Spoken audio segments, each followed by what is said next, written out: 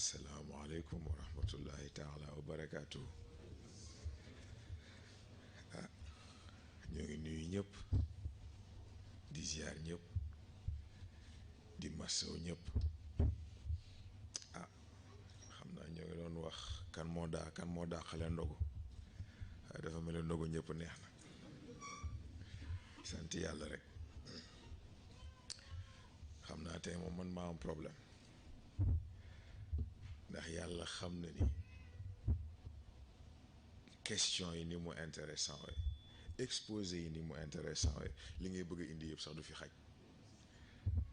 kon nag xanaa ñu xool rek lu mën a nekk. xanaa xëy na fi may njëkkee mooy il faut faire la différence diggante conscience ak conscient. Inconscience ak inconscient bokkul parce que tey jii boo nee inconscience wala conscience état la état d'inconscience la ñuy wax wala état de conscience la ñuy wax. par contre ci cadre conscience dafay amaat beneen troisième sens asafla beneen second sens te mooy genre système de confirmation la ci nit. kon conscient mooy entité mentale, inconscient di entité mentale bi ko opposé, subconscient nekk ci digg bi archiviste la. lu nit am ci information moo xam lu mu dégg la lu mu gis la wala luñ ko wax la wala yu mel noonu loolu yëpp lay boole stocké. loolu rôle subconscient moo tax féetewul fenn. waaye xam nga li ci intéressant mooy ñu ngi tudd sànq intellect mémoire ak yooyu yëpp gis nga c'est extraordinaire. xam nga wolof lan moo tax ñuy wax baatu ñaari xel. lan moo tax baatu ñaari xel am bu fekkee nit xel mooy nit mais kon ñaari xel kon léegi fu ñu koy teg. c'est très intéressant parce que bu ñu nee conscient pour comprendre ko c'est simple moo dajale lépp luy jikko ji nga xam ni dafa war a jëmale nit kanam lépp luy tabax. moo tax conscient habitude bu altruiste la am moom defara ko yitteel. inconscient nag léegi dafa gën a dellu ci li gën a basique ci nit moo tax moom dafa égoïste. nit ki moo ko intéressé survie wu nit ki ak bànneexu nit ki moo ko intéressé mais yàlla ci ni mu nammee équilibre dafa jël lépp li capacité physique jël inconscient jox ko muy affinité am jël lépp luy capacité mentale jël jox conscient muy affinité am mais kon léegi ñaari xel bi foofu nga ko mën a déggee waaye li ci intéressant mooy léegi décision bu jotee te kon looloo tax ñuy wax ñaari xel ndax da ngay hésiter mais lan moo tax xale problème boobu amu ko parce que xale buy doog a juddu amul conscient amul inconscient amul subconscient benn ci formé wu ni cerveau bi di jëlee ay étapes am di màgg noonu la xel bi di jëlee ay étapes am di màgg dans le sens où dafa am li ñuy woowee identité initiale. dafa am li ñuy woowee identité initiale foofu objectifu identité bi mooy amasser le plus d'informations possible jàng juridiction beeg li ci aju milieu de développement bi lan moo fa nekk lu ci nekk nan lay fonctionner mais kon lan moo tax nit du ko màggee parce que identité initiale ni muy fonctionner capacité d'analyse bi xale di am ni mu mën a garder information ni mu ko mën a fàttali ko mu yomb ko c'est parce que interférence amul xëccoo amul moo tax mu yomb ko mais ci développement il faut que loolu kase parce que sinon du mën a comprendre détails yu ndaw ndawaan ñi fonctionnement société yu mel noonu foofu la ñuy dellu ci cadre personnalité parce que personnalité vitrine dong la te pire que ça personnalité ci nax sa bopp la dellu parce que bu ñu nee conscient ne inconscient bu ci nekk dafa am personnalité booy tabax ndax bu ci nekk dafa am identité bu fa nekk identité bi nga xam ne dafa dellu ci yow li centré ci yow li nga bëgg yow sa égoïsme yow sa survie yow ak identité bi nga xam ne dafa dellu ci liy jëriñ say moroom ak li lay jëriñ yow li lay jëmale kanam. C'est extraordinaire. Ce qui fait que léegi boo delluwaatee nag léegi ci identité initiale fracture il faut que mu am xam nga ñu bëri sax ñoo koy seetlu xam nga indi yenn phénomènes yi ay crise de l'adolescence ak yu mel noonu c'est que dañoo bëgg généraliser lu général ndax gis nga ku nekk ak fi sa développement di jaar ku nekk ak ni ngay fonctionner ku nekk ak ni ngay màggee xam nga damay jaarale sax ci question bu ñu posé sànq te mooy inni jaayilu fi ardi xalifa kan moo ko moom nit wala doomu aadama mais yàlla ba may wax kan la doon waxal ñëpp kon nit dugg na doomu aadama dugg na waaye doomu aadama daf ci am wala nit am ci wàllam te mooy doomu aadama moo war a def yitte ba mat nit kon nag foofu moom leçon boobu la ci moom defal yitte ba mat nit bi nga war a doon doogay doon xalifa gi. gis nga moo tax baat yi di jafe dégg-dégg dafa am dégg am dégg-dégg mooy yow ni nga toll yow fi nga toll yow ni nga mel nga déggee noonu waaye dégg mooy dëgg gi ci yàlla dëxëñ nga mën ko génnee loolu nag moo jafe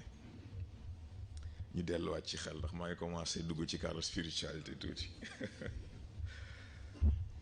bu ñu nee identité consciente identité inconsciente noonu la demee c'est-à-dire que bu ci nekk ak paramètre am bu ci nekk paramètre yooyu day tànn nag léegi nan la koy publicité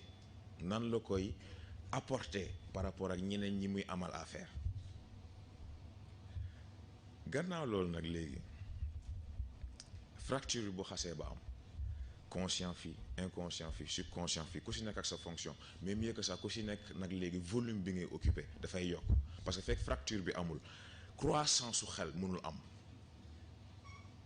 croissance boobu bi am fracture bi am mais ñaari xel bi nag fa lay dugg bokk parce que xale ñaari xel jafe na ko parce que moom identité initiale boobu moo koy permettre nag léegi mbir bi yomb ci moom mag lu mu gën a dem fekk defaatul réunion ñaari élément yooyu dafay am problème mu choix tout le temps day naan lii laa bëgg a def am leneen lu koy naan est-ce que jar na nga dugg ci est-ce que wóor na est-ce que lii est-ce que lële mais gis nga li intéressant ci loolu mooy léegi yeneen composants yi nekk foofu intellect mémoire imagination ainsi de suite yii yëpp ay outils la ay composants la maanaam ay programme la yu nekk ci biir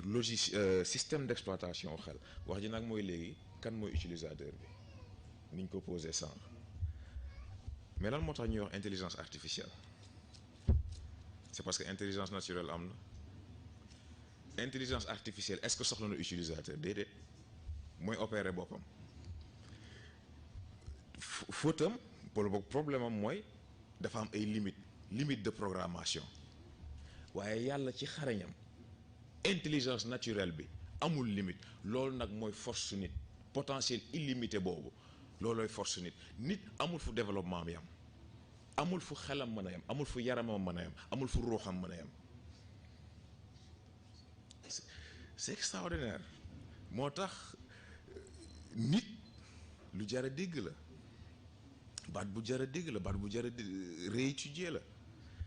léegi nag bu delloo ci cadre identité bi ñu doon wax léegi xam naa sax bëri na yu may tëb wax dëgg neex yàlla ndax bañ gën a guddeel nit ñi réconciliation bu amee interférence yi dem day duggaale ci question bi ñu posé sànq te mooy nit est-ce que mën na dépasser capacité de base yi moo am est-ce que xelam 10% boobu nga xam ni consciemment fa lay am est-ce que mën na ko romb bien sûr parce que ni muy demee nen la conscient inconscient fekk ñoo ngi xëccoo milieu bu stable amul pour nag léegi avancement mën a am day mel ni tey jii boo duggee ci cadre physique chimie boo jëlee nañ dugg ci cadre automobile ak ni oto di fonctionner oto lu moteur am bëri doole bu fekkul chaîne bi relier puissance moteur bi ak tali bi bu fekkee parewul pour doole boobu day patiner waaye dem fenn dana bëri saxaar moom waaye demul fenn. gis nga nit même principe bi la identité absolue nag bu ko nit amee te mooy réconcilier conscient inconscient ak subconscient déjà ñett yi ñu àndaat dafa am lu muy régler te mooy nit ki naxatul boppam ci boppam naxatul boppam ci gëm ni moom nit ñee ko intéressé fekk réellement inconscient moo ko yore woon te kon boppam ma ko yitteel te mooy di nga xëy di defal say moroom yaakaar ne yow na nga ko def te yàlla tax fekk ne yow sensation bi nga yëg ci sa bopp ba nga ko defee moo la ci intéressé te mooy yëg ni naka yow yaa ngi def dara c'est très important. wala nga xëy yaakaar ne yow da ngaa égoïste yow da nga sa bopp rek nga bàyyi xel fekk yàlla xam ne ni foo fekk sa morom defal nga ko loo xam ne yow xamoo nu mu toll fekk boobu sa conscient moo la mëne te yow yëgoo ko.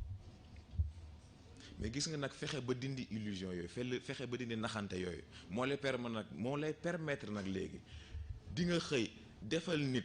te dëgg-dëgg yàlla tax mais mieux que ça nangu sa moroom defal la te yàlla tax parce que foofu nekkatu problème mu man lan laa yëg nekkatu problème man lan laa sentir dafa nekk problème mu dama ko def parce que xam naa ni lu ma war a def la dama ko def parce que dama yëg ni lu ma war a def la dama ko def ndax dama ko yéene li ñu yàlla boole moo tax waaye kon moom it man bu ma ko defalee foog ma nangu moom it mu defal ma ko c'est très important. identité absolue nag yooyu yëpp lay régler illusion bi dootul am da ngay def face ak sa bopp gis sa bopp moo tax Colisée bi loolooy idée bi doo xeex ak kenn sa bopp ngay xeexal doo def face kenn sa bopp ngay def face pour nga mën a xam lan moo la bloqué lan moo la téye gis nga bu leen kenn nax évolution du problème mu man mag laa man xale laa mën naa lii wala mënuma lii gis nga nit lu mu mënul moo ko teg boppam nit lu mu deful moo ci téye boppam c'est aussi simple que ça nit fu mu mënti toll ak à n'importe quel palier de son évolution moom mooy décider fan la bëgg a dem moom mooy décider ba xam fii lay taxaw wala day jëm kanam c'est aussi simple que ça wax ji nag mooy ni ma ko yàgg a waxee choix la c'est un choix à faire yow yaay xool li nga bëgg lan lay jar boo xamee li muy jar nga xam lim la jaral bu la jaralee lu ëpp li muy jar di nga ko am te di nga desee ci bu la ko jarulee nag nga dëpp te xam ne doo ci jot noonu rek la toll xam naa liñ bëggoon indi yëpp sax indi wuñu ko waaye mercredi ngi fi vendredi ngi fi xam naa pour bañ a gën a guddal rek ak bañ a gën a guddeel nit ñi xam naa ñu yemale ko foofu rek waaye def di domaine bu intéressant te domaine bu large bu ñu yàgg yitteel moo tax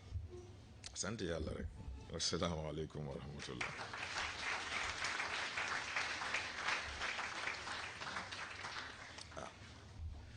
kon ñu def fatiha falax ak naa salaatul fatih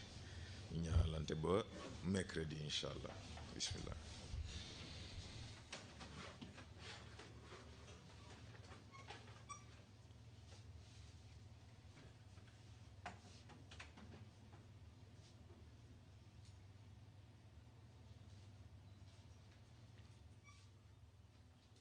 Amin incha allah.